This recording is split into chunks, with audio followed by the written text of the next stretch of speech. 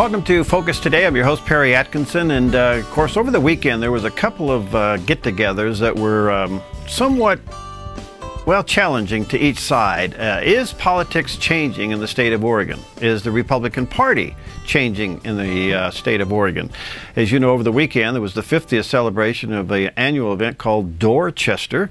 And then out of that came another last-minute freedom rally that was put together up in Clackamas and ended up being quite successful, over 700 people in attendance.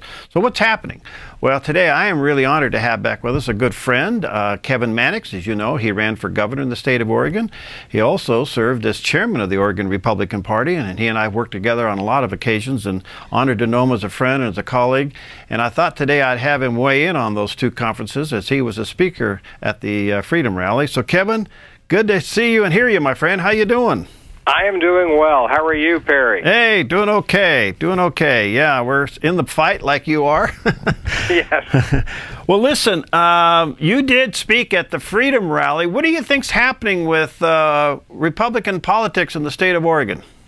Well, I think what's happening is that conservative Republicans are finally understanding that we have a voice and that we insist on participating in the process, not as second-class citizens. For a couple of decades now, the so-called liberal Republicans or moderate Republicans, and they're really liberal Republicans, whom we've kept in the fold and the family, have always insisted that somehow their political approaches were superior, and and generally I'm talking about Republicans who look down on those of us who are social conservatives and think that the party should only deal with fiscal conservative policies and approaches, support free enterprise in the business community, but when it comes to social policy issues, somehow that should be second-class citizenship. Right. And I think what's happened is some of us have recognized that, we've always been willing to support the fiscal and business conservatives, and we expect some support in return, and not necessarily total agreement, but some support. And what happened with the Dorchester Conference, I think, was that, which is not an official Republican function, as you know, is that they pushed extra hard on the liberal side of things, where we conservatives have tried to be gentle about not pushing too hard on social policy issues, but standing by our positions. And what's happened now is we recognize, wow, there are a lot of folks who support us and agree with us, and we don't need to apologize for our positions.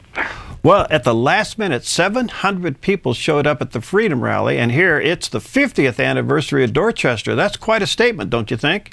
Yes, in fact, the Dorchester registered participation, as I read it, was about 650, a little over 650. And, of course, there are other folks who participate and hang around. Certainly, groups that I represent have participated in Dorchester, and we enjoy the opportunity to get together with folks who are generally Republican from around the state at that unofficial gathering. But this time, Dorchester decided to celebrate Bob Packwood's stance in favor of abortion and to press forward on a gay marriage vote in an atmosphere which we thought the dice was loaded. And I'm talking some inside baseball here, but we just looked at it and said, we choose not to participate this year.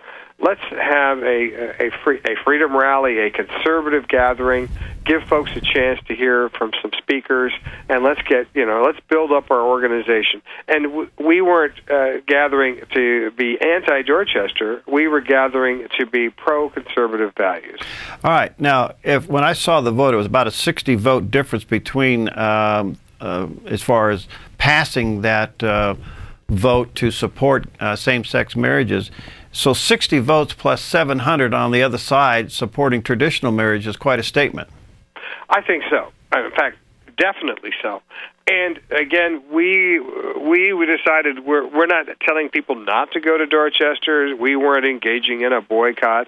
We were simply saying, hey, this time we have an alternative. And yes, we do speak with one voice. And by the way, when I look at the gubernatorial race results of recent years, the one thing that we need to respond to politically is this business that somehow conservative Republicans can't do well in statewide races and moderates can do better. When I ran for governor in 2002, I lost by 3%. There was a libertarian on the ballot who took 5%. I lost to Ted Kulagowski a 3% margin. All right, let's look at the next race where we had a moderate Republican running, Ron Saxton. He lost by 8%. Having a lot more money to spend, by the way. And I'm just saying that somehow being a moderate Republican from the Portland area does not automatically sell with the voters. Right. Chris Dudley, who had his record as a trailblazer, was a fine candidate. By the way, these are fine candidates. I'm not being critical of individually. I'm just talking about results. Again, a much more moderate to liberal Republican than I am, came close, but he still lost by 2%. And again, a former trailblazer from Portland, and he did not have a libertarian on the ballot to take 5% of the vote. So when I look at the results, I think that, for instance, now I'm already hearing, oh, Dennis Richardson's a conservative Republican, and he's the likely nominee, and it's going to be tough.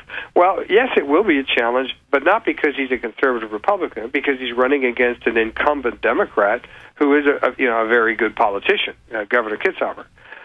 But it's not going to be close because Dennis Richardson is a conservative Republican. All right, but on the other hand, with the failure of Cover Oregon, don't you think this thing's got a chance, a real chance? Yes. This is the year, and I do think that this is the year to carry the message. We're not a banana republic where you continually have the same person in charge. Governor Kitzhaber, and I think personally, I work well with him and I respect him. I disagree with him on many issues. I'm not here to criticize him personally.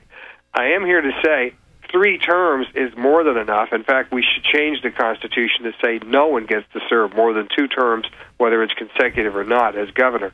He's had 12 years, not just 8 years. And when we take a look at the poverty rates, the unemployment rates, the graduation rates, and then you look at Cover Oregon, this state is not progressing the way that it should. It's not improving the way that it should, and he's been governor during this time. So it's time to say thank you and goodbye. Kevin, yesterday there was a special election in Florida and a very highly contested race for Congress for a interim election there. The Republican won, and won substantially, in a very highly Democratic favored district. So it looks like this midterm trend could be very interesting. Do you think it's possible that the Republicans could take the House and the Senate in the state of Oregon? Yes. And when we look at the Senate, it's 16-14. There's a couple of very competitive state Senate races, and the House is 34-26. But 4 of those seats were very, very tight races last time.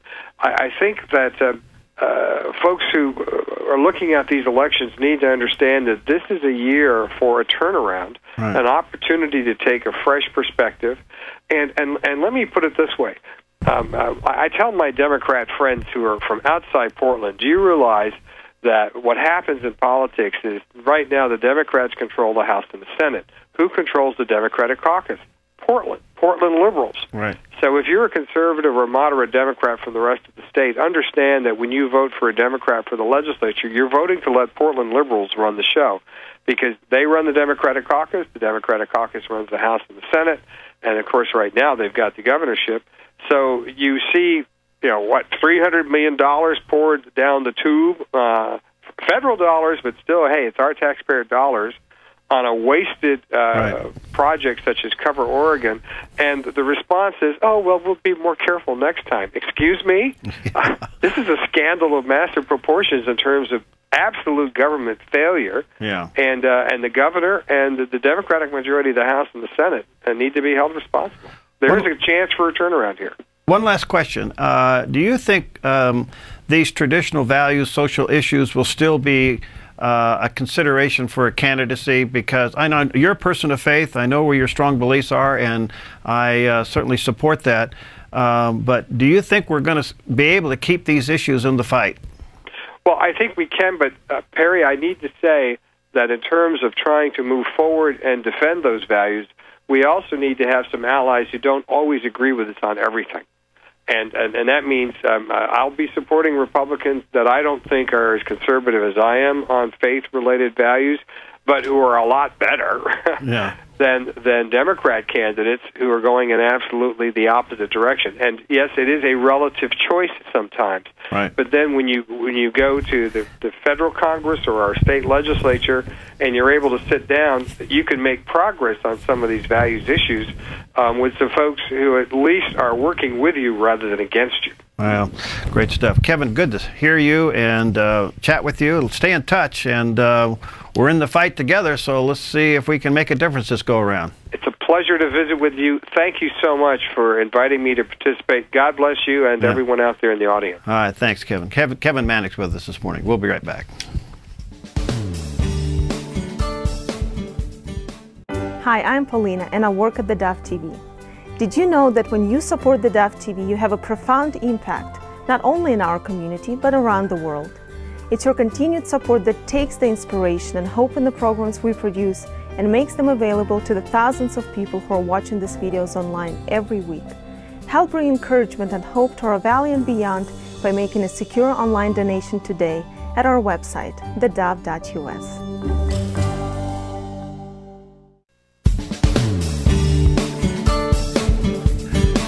Okay, we're back, and we're continuing with our special series where we have some local pastors in to talk about how are they encouraging their congregations to stay faithful during these crazy times where everything is being challenged. And I am really delighted to have with us today Pastor Rick Boyee. He's pastor of Trail Christian Fellowship and a colleague in the ministry, a warrior of the faith, a guy that I'll go to jail with. And we may end up going there. That could happen. Yeah, good to see you. How you doing, Rick? It's good to be here, Perry. Good, good. Well, listen, you've been in the ministry a long time. How long have you been out there trail now? How many? 34 years. 34 years. Yeah. Wow, that's something. So you have lived through a lot of things and challenges, but have you ever thought you'd be preaching in a day where everything we believe in is somewhat under attack? You know, you can't foresee that kind of thing, or at least I didn't foresee it. It is more under attack now. Being a Christian is much more different now in terms of different from the culture. You feel different as a believer. Your worldview is challenged mostly at the moral levels, of course. Right. And it's, shall we say, bracing. Let's put a positive it is, and yet there's this feeling that because of what you believe, you're outdated. You're not really with it. You're not relevant, and you don't really believe that stuff, do you? Right. You know, and the pressure's on. Yeah, it is. In this culture, the sin of not being contemporary, is a very big deal. Yeah. Of course, that's crazy. Truth is, it has always been true, and our culture just worships anything new, and anything avant-garde, you know. And the gospel is classic, and the truth of the gospel is classic. So I think pastors have to be on guard against trying to pander to the popularity of the culture, while at the same time they have to speak in relevant terms to the issues that the culture sees are important, so that there's a bit of a challenge for us as pastors to do this properly. What kind of pressure, of course I know your commitment to Scripture, and I think that is the key, and yet there's great pressure to kind of cut and paste theology to fit the times. Oh yeah. You say a little truth, but not all of it, so you don't offend anybody. Right. Do you feel that pressure? Oh sure, of course. It's always been there. It's just that it has shifted now in our culture. Of course, the marriage issues. Back in the day, that was not that big an issue. The culture itself kind of agreed more or less with what the Bible said about marriage. Yeah. But other things in those days were cultural issues that the Christian church had to address. That's shifted, and keeping up with those shifts, the sin matrix. There's a sin matrix in every culture. The way sin which is endemic to the human condition. Yeah. The way it takes shape in different cultures, in headhunter cultures, they kill and eat each other. You know, in modern Western cultures, there is this desacralization of relationship, sexuality, those types of things. And so what we do when we're preaching the word and teaching the gospel is we have to shift how we're talking so that we are speaking to the issues, but speaking to them in a relevant, compassionate, truthful way. And this is what keeps pastors on their toes, because it has shifted. If you're still teaching and preaching like was happening 30 years ago, then you're speaking only to one group of people. You're not speaking to the whole culture. You got to stay up with what the sin matrix is, so that you can speak the gospel into that matrix. Problem is, that's where you take the most heat. You hit something, you hit a nerve, and then you take criticism for it. Well, speaking of the sin matrix, what was sin yesterday isn't perceived as sin today. Correct. So how do you balance that? Because if you speak into something that's not perceived as sin today, you're being an old fogey. Yeah, that's the sin of old fogeyism, right? Yeah. But then you have to basically say that. You know, when I'm doing this, I try to encourage people by saying, look, I know this sounds politically incorrect to say this. But here's actually the eternal truth of what God says. If you're going to walk with God, you don't take your cues from the culture. And you really do have to kind of preface what you're saying. You also have to sometimes describe what sin is, because that's a term that, of course, is not used. And but it's a very powerful reality if you take the time to define what it is. It's a shock to people. You know, speaking of which, I had a story earlier today where it finally has happened. A lady was allowed to marry her dog in the UK. I heard about that, yeah. And it was a ceremony and all that. All right, I guess we could come up with a gazillion one-liners on that, but at the end of the day, it's an attack against the traditional value. Sure. It diminishes it, brings it on down, makes it funny and crazy and all that. But that's where we're going. And, you know, if we could be involved in a silent surrender if we don't speak out on some of this stuff. Well, just the fact that such a thing can happen indicates we've gone too far already. I mean, you know, it's crazy, the redefinition of marriage.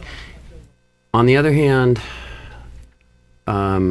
it's a symptom of what's really wrong with our culture. You stop talking about God, there's only one other thing to talk about, and that's the self. And we've redefined what marriage, or tried to redefine what marriage is. We hadn't really redefined it, and it really points back to my own self. This is what I want, you know. I remember even 15 years ago reading about people who were marrying themselves. I mean, they actually had ceremony where they would marry themselves, take vows to themselves, and so on. And of course, it's crazy. Yeah. But it lets you. It makes you realize that human beings, if they do not worship God, they have to worship essentially themselves. Okay. And this is where this is going. It's not going to be widespread. Human beings were created male and female. They will always couple up. Yeah, yeah. It's the creation. It's in the creation. Yeah. But I think these anomalies, these weirdnesses that we see, we're trying to redefine what this is. It's an indicator that the culture doesn't listen to God and doesn't understand ultimate reality. And this is, I think, an opportunity for us, honestly. Honestly, it really is. Rather than just getting angry about it, an opportunity for us to say, do you really believe you should marry your dog? Let's talk about that. Yeah. You know? Yeah. Okay. All right, there's a lot of issues, but the one I think that could be most damaging is the issue of pluralism. And the reason being is that people are trying to take Christianity and make it more applicable to the culture, and so they leave the hard things out and so I believe this and therefore I'm a Christian. Yeah. I've heard it on a couple of talk shows lately where I'm a Christian and this is what I believe, and when you hear what they believe, well, hello, something's really missing here. So how do you help your congregation understand that this is the true gospel and you're going to be up against these definitions of it? I say it almost exactly the way you just said it. Just for me, I think it's important for us as pastors to encourage our people by, if we're aware of the pluralism that's been around for quite a while in our culture, and we're able to articulate the differences between the real gospel and the advantages of the real gospel over the pluralistic thing. The pluralistic thing actually implodes. You cannot really live your life as if there's no ultimate truth. The postmodern idea that there's no ultimate truth, all you have to do is ask the person who says it if they believe that's true. And the minute that happens, you realize, oh, the people don't live like there's no truth. They actually believe in a truth. Yeah. They just don't go deep enough to find out what it is. This is the great advantage of the gospel of Jesus Christ. It's the great advantage of the scriptures. There's a reason to believe in truth. So I think you can have that dialogue, and I believe it's important from the pulpit to address the dialogue in rational terms without demeaning the people who've been essentially duped into postmodernism. Right. I don't want to demean people who have been tricked by postmodernism, but I want to bring it out. Because when the truth is seen and heard, it does change a heart and a life. Oh, it absolutely does. Yeah, yeah. There's a lot of pressure out there today, and you as a pastor, I'm sure you're hearing your congregates, I can't deal with all this stuff. I mean, it's happening over here. It's happening financially. It's happening physically. It's happening socially. There's a lot of pressure out there. Yeah. How do you help your congregation to put the joy back into their Christian experience?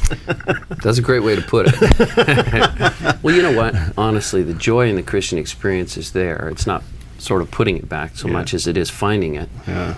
And a lot of times we're looking for it in the wrong place. As Christians, American Christians, we tend to look for it in our franchise here in this age. And that day is rapidly going away where a Christian can actually find their joy in this age. It was never really true. But you know, it says in Colossians 1, put your mind on the things above, meaning the things about the gospel. Mm-hmm. Because you have died and your life is hidden with Christ in God. So therefore, don't look on the earth. I mean, it says exactly that. Don't look on the earth. So people say, well, I'm looking for joy. Well, if you're looking for it in anything in this age, even good things that do offer joy, good marriages, you know, good families, good work, there's some joy there. But if that is the ultimate place you're going to find it, it will always implode on you and the joy will go away. He says you've got to have joy in the next age, and you got to keep your mind on that next age all the time. Your one of your bylines to your programming, helping people to think like Jesus. Yeah. Am I saying that right? Yeah, you're right. Helping people think like Jesus. Yeah. What do you mean by that? Jesus thinks differently than we do. He's the ultimate human. He's the perfect human. Okay. Which means he's the mentor in every way. Every way. And you start with your thinking. You think like Jesus about what it means to be saved by grace, through faith, apart from our works. I mean, he taught that. He lived that. You find out, what is a God-centered life? It's like Jesus. You learn to think like Jesus about the world around you, about the people that are suffering, which he tried to help. You know what I'm saying? Discipleship is learning to think and feel like Jesus. So that's what we do. And boy, I tell you, there's literally an infinite number of ways in which, when you look at your life from that perspective, the ministry just starts to unfold in front of you. You can speak into the culture that way. All right, we'll be right back. Pastor Rick Boyee is with us. He's pastor of Trail Christian Fellowship. Fascinating discussion, and we'll be back in just a moment. Hi, I'm Daniel, and I work at theDove TV. You know, compared to Portland, Seattle, and LA, Medford might be considered a small market, but at theDove, we're excited about the opportunity to make a big impact right here in our community. And you help make that happen. Did you know that more than 90% of our income comes from people like you?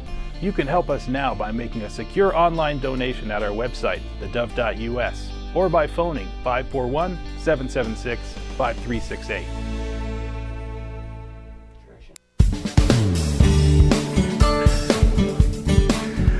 Okay, we're back with Pastor Rick Boyee. He's pastor of Trail Christian Fellowship, and if you don't have a good church, well, there's a good one. And you hear him a lot on the Dove.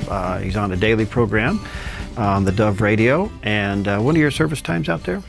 On Sunday mornings, 10 o'clock, goes from 10 to 11:30, and on Wednesday nights, 6:30 to 8 o'clock. Yeah, or 8:30 or 9. Yeah. It can sometimes go over. Okay. No, but anyway, Trail Christian Fellowship.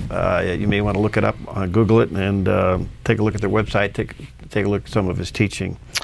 Well, there seems to be, we're waking up as Christians that there is hurting people all around us. I'm starting to sense now that believers are realizing, wait a minute, I'm not saved to occupy a pew.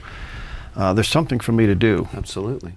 And I'm beginning to see a new sense of evangelism. It's one thing to go out and preach, that's one thing, but I'm actually seeing mentoring, ministering going on, people helping people that they otherwise would turn their back on. Mm-hmm. Do you sense that? Oh, yeah. And I think that it's a wonderful movement that's picked up momentum in the last 20 years to be the counterculture of Christ within a larger, darker reality. Right. We do what Jesus did, helping people think like Jesus, right? So you come into a situation where there's need, and you seek to meet that need in the name of the King, the real King of the universe. And a lot more evangelical Christians in the last 20 years have become acutely aware of the value and the power of simple compassion as a conduit for the reality of the gospel. It's not less preaching, but it's more helping. And the wonderful thing about that is it overlaps with the values of the culture itself, because in the culture itself there's a high value on compassion, even though you can see uncompassionate figures in places. But it's one of the things wherever the church's mission can overlap with what the culture already likes and already sees as valuable. Justice, for instance. Even though there's some differences in how to define that, the fact is Christians who move toward actual justice and help for the poor, that really is an overlap where the voice of Christ can come into the culture through sort of an open door, where the culture says, yeah, we're interested in justice.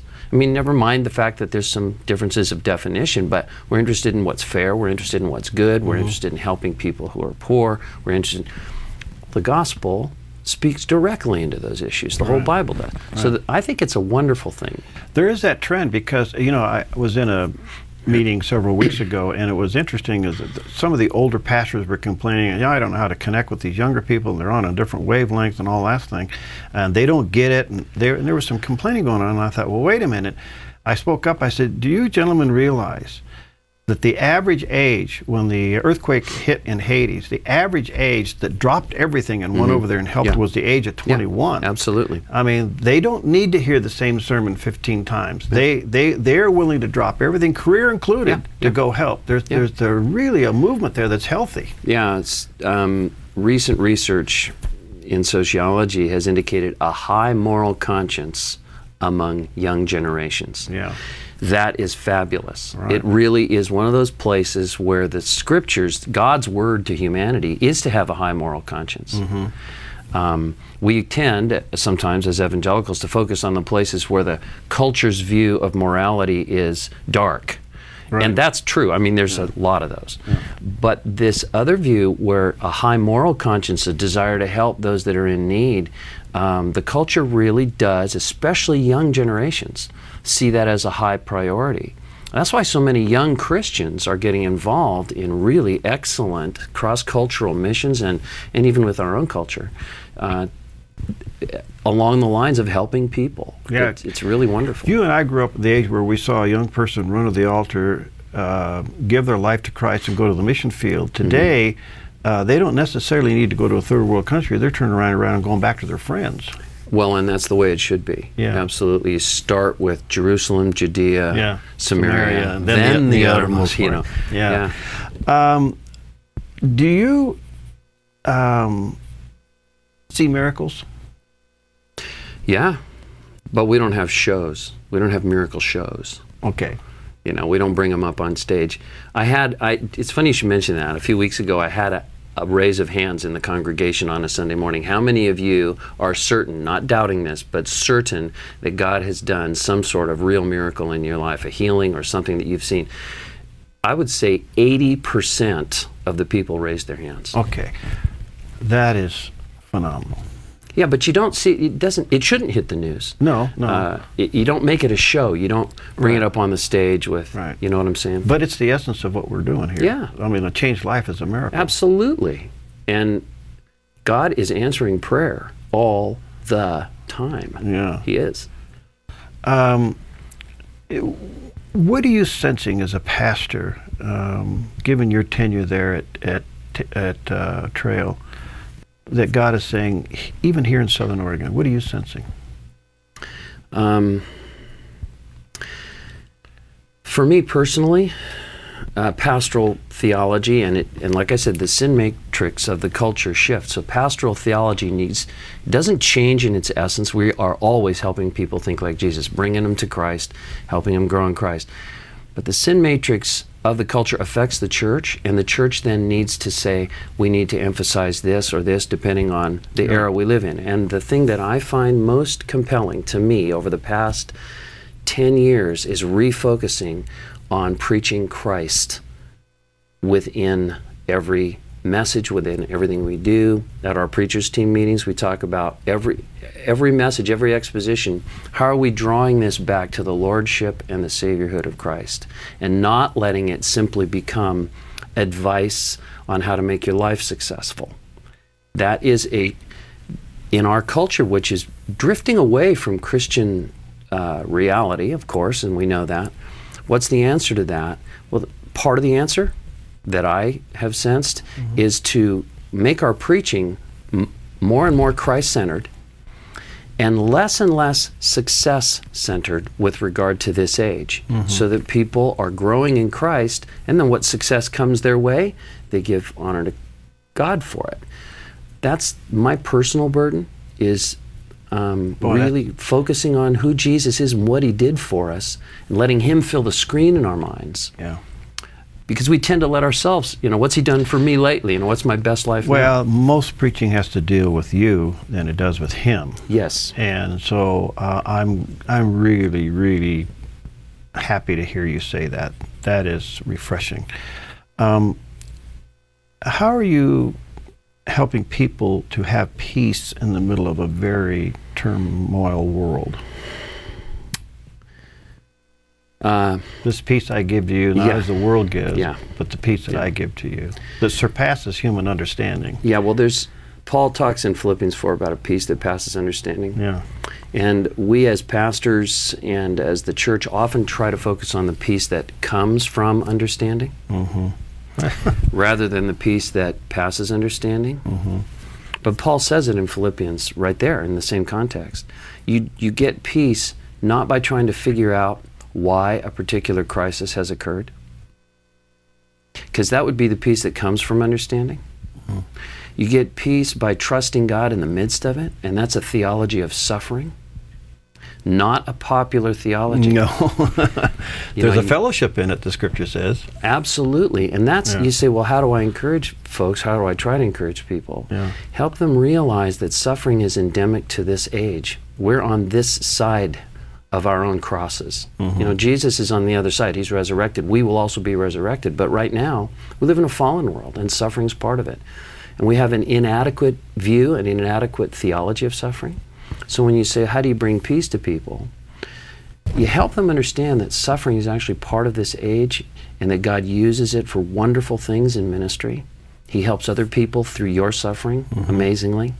He uses it to smelt us and strengthen us.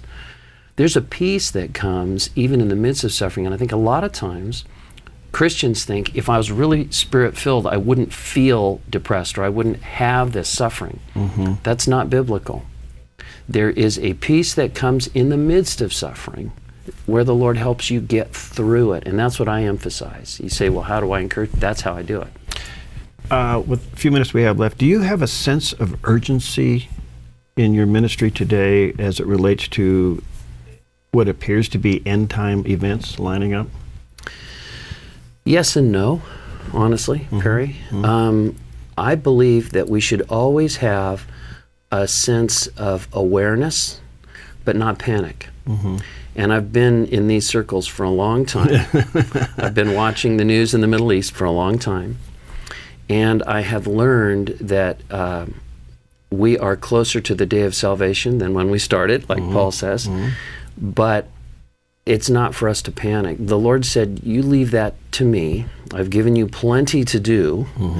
And so, yeah, I do see an urgency, but not a sense of Chicken Little, you know, where, oh, the sky is falling, oh, my stars, look what's going on. It's been going on all along. We just need to become more and more aware of how to represent Christ in the midst of it. The reason I ask that in closing is that there seems to be a lot of Christians that they have a fatalistic approach to all of this stuff. You know, well, this is going to happen, and God, and so they're handing over all this stuff as, oh well, it's God controlled in the sense that it's going to get bad. Right. Well, what kind of hope is in that message? Well, Jesus said it's going to get worse before it gets better, but then right in the middle of that, he said, so therefore you serve me and trust and keep working for what's right no matter what happens. The hope can't be in our success. It has to be trusting the Lord. So yeah, things get worse, but we as Christians have to be saying, the darker it is, the brighter the gospel shines. And that's what we're here for. All right, thank you, Rick, for coming in. Pastor Rick Boyee with Trail Christian Fellowship. And again, if you're looking for a good church, you go on out the trail, you will be blessed. Sunday mornings at what time? 10. 10. And Wednesday nights, 6:30. 6:30. And they let you drink coffee out there, too. Yeah. Thanks for coming in. We'll be right back. Hi, I'm Paula, and I work at theDove TV. Every day we get letters and emails from people who've been encouraged, blessed, and challenged by the programs on theDove TV. But we couldn't do it without you. Did you know that more than 90% of our income comes from people like you? You can help us continue to bring inspiration and hope to our community by making a secure online donation at our website, thedove.us, or call us at 541-776-5368.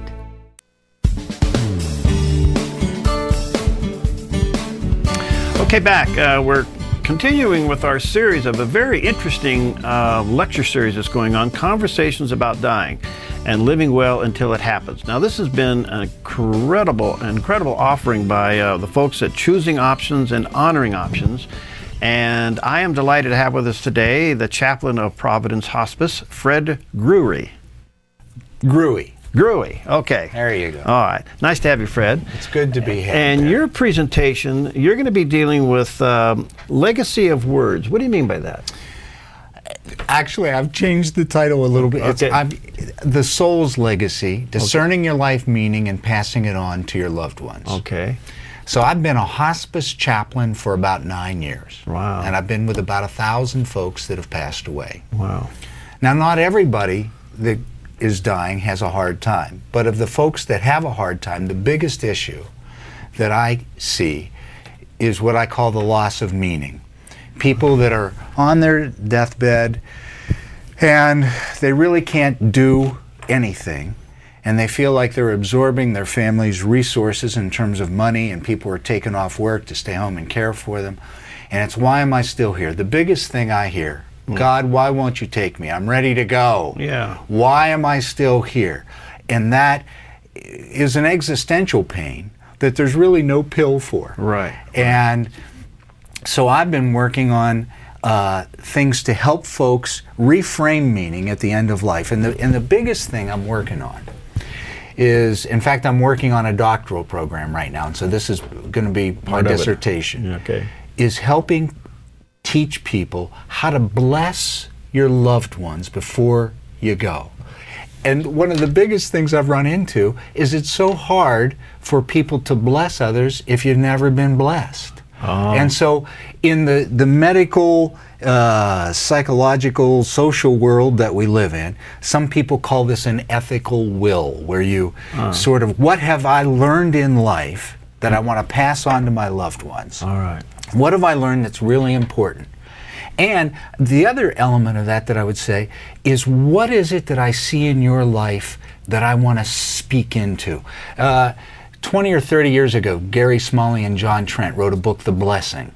And part of that is to identify in the people you love what's special about you, that I, as an older person nearing the end, can say, I see this in you.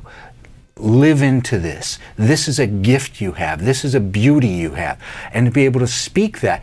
And so here's my thinking, is that when the nearing of the end comes, instead of just laying on a bed thinking, why am I still here, to be thinking about your loved ones and to offer a way to communicate to them the beauty that you see in them. What a treasure gift to leave as a memory before you go. This is fascinating, because it would seem to me that part of is hospice thinking about including this in their relationship with the patient? Well, Perry, here's the problem. Yeah. And I don't want to get you going off on another political thing. No. But the way the government regulations have changed in hospice, yeah, you really need to be very near the end to even get into the program anymore, because they're trying to minimize how many days people are on, because it costs dollars for how many days. Right.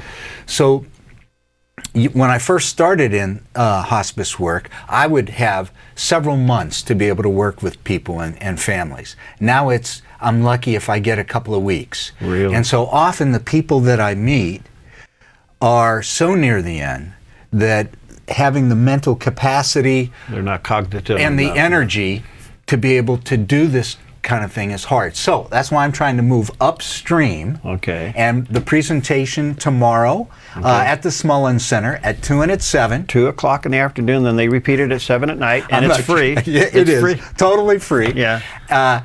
Is to be thinking to start working on a document or a project, and it doesn't have to be words. That's an important thing, but to be thinking about what is it I would want to say to my loved ones, so that you have something, so when the day comes, because it's going to happen for all of us, when a doctor looks at us and says, I'm sorry, you're looking at a few months or a few weeks here, that you have something you've already been working on, instead of then, when you're in pain and on a lot of medications to deal with the pain, to try to think of something on the fly, that you have something you've been working on that you can pull out to then give and offer. And so tomorrow in the presentation, I'm going to offer some tools to help folks start to think about, what are the kinds of things I would want to say, how would I start thinking about this, and what can I start putting in place to have something, and hopefully 5 or 10 years from now, if we're all still here, you can tweak it like your financial will. So so I just think it has to go further upstream, because by the time somebody comes on to hospice care, we're really late in the game. Wow. I just think that this window you're talking about, Fred, I've been around enough people who have gone through hospice and into that stage that you're talking about. They're sitting there, they're cognitive enough, but they're upset with all this activity that's going around. It just doesn't make any sense. Why am I dying and can't control getting out of here and saving everybody a lot of time and money? You know, to turn that into a conversation of what is it you want to say and pass on to your loved ones. You know, now I realize that can be hard. Maybe there's some broken relationships there. You know? Look, if there's, there's always broken. We're human. I heard you talking to Pastor Rick a few moments ago, and he was talking about suffering. Here's one of the important things I've learned. The real wisdom that we learn in life, most often, if not always, comes through where we suffered. And so to think about, what is it I would want to pass? Think about in my life, where have I really suffered? Because that is where I learn from God the jewels that I can give, the precious stuff, to the people that are going to stay behind, as well as bless them. I think it's going to be, it's so important for the grieving of our survivors. If I can give them a gift of how much I love them, the beauty I see in them, what a way to help them continue on. And it's something that can shape our lives. When I was 21 or 22, my mother died. She died at 44 of cancer. And for the last few months of her life, I was able to, I had just graduated from college. I was dumber than dirt. I moved home to help take care of her. And what she taught me was I had a strength and a sensitivity in me I didn't know was in there. Wow. And that has served me my whole life. Now that was hard. I'm not saying it was easy. Right. But just because something's hard doesn't mean it's bad. Right. It can be beautiful. Well, that's something I've always said. Whatever God saves you from brings you through. He usually turns around, makes you a minister too. Yeah. You know, and you know, you're saying something here, and maybe you could just highlight it. We only got a few minutes left. The whole idea of an ethical will. Yes. That is to me fascinating, because while you're putting together your living will, can you slip in there an ethical will? Absolutely. And that's kind of what the track you're on. It is. And here's the thing, and I want to say for you and our listeners and folks that know, some people aren't really comfortable with words. They're just, that's not their thing. But so I have a colleague at at Providence Hospice office who, her father at Christmas he's a woodworker, and he made wooden nutcrackers for all of his kids. But he designed them specifically for what they loved to do and the beauty he saw in them. So for my colleague who loves to garden, her nutcracker has all kind of gardening stuff on it, and maybe her favorite Bible verse, you know. And so he didn't have to communicate with words, but he gave her a gift where he saw the beauty in her. Now that's something she's going to cherish forever. And so it doesn't always have to be words. It can be a scrapbook. It could be a doll, or a quilt. It could be many things. But who doesn't want to hear what's special about me? And when it's from your mother, your father, or someone you deeply love who's dying, how precious is that? There could be somewhat of a psychological barrier, because people really don't want to think about their own death, so they don't want to plan for it. Yeah. So how do you encourage them to break through that? I think the Holy Spirit and reality are really good at that. Yeah. So we can try and deny all we want, Yeah. but reality just has a way of catching up with us. Yeah. And so it's going to happen. Have you been able to witness in somebody that's dying where you've helped them to say, hey, take these few days and express your thoughts to your family? Have you been able to do that? Yeah. What happened? It is good. And the two things I've run into are this. A couple of folks have been able to do it. But many or most of the folks I've met that I work with have never been blessed. So how to do this, how do you give what you've never gotten? Wow. And so one of the things I'm working on for my dissertation, if I can do a little plug here, I'm going to put together a 5-week workshop on how to put together, how to form a blessing, how to form an ethical will, how to put this stuff together so that you have something in your back pocket to pull out when you need it. And so that's well, you bring something up a whole nother issue that's very biblical, and that is the blessing of family blessings. Yes, exactly. Are you going to cover that in your dissertation? Yes, yes. Because that's where the genesis of my whole thinking was, is when you look at Jacob at the end of Genesis, blessing. And that's really the genesis of the whole concept, ethical will. If you Google, go on the computer, ethical will, that's people were trying to find a non-religious way of talking about how do we do this. Well, it's a precious gift. Well, folks, this is a great series, and it's totally free. And you can hear Fred give his lecture coming up tomorrow at the Smullen Center, 2 o'clock in the afternoon, and then they repeat the whole thing at 7 o'clock at night. And I want to encourage you to really go to this and listen to what he has to say, take notes, and more importantly, pass on that blessing, that thing that you have in your heart to your loved ones that you want to communicate. Get it out now. Get it down now. Fred, I'm thrilled. I want to read your dissertation when you're done. Can I? You can. Okay. All right. We'll see you next time on Focus Today.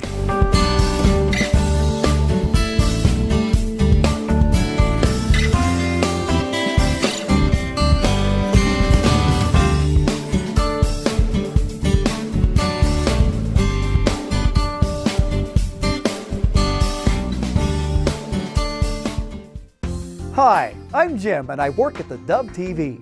Every weekday between 6 and 8 a.m., our award-winning news and sports team bring you the best morning show around. It's live, it's honest, and it's a whole lot of fun. And you help make it happen. Did you know that more than 90% of our income comes from people like you? You can help us continue to air local programs that share your voice by making a secure online donation at our website, thedove.us.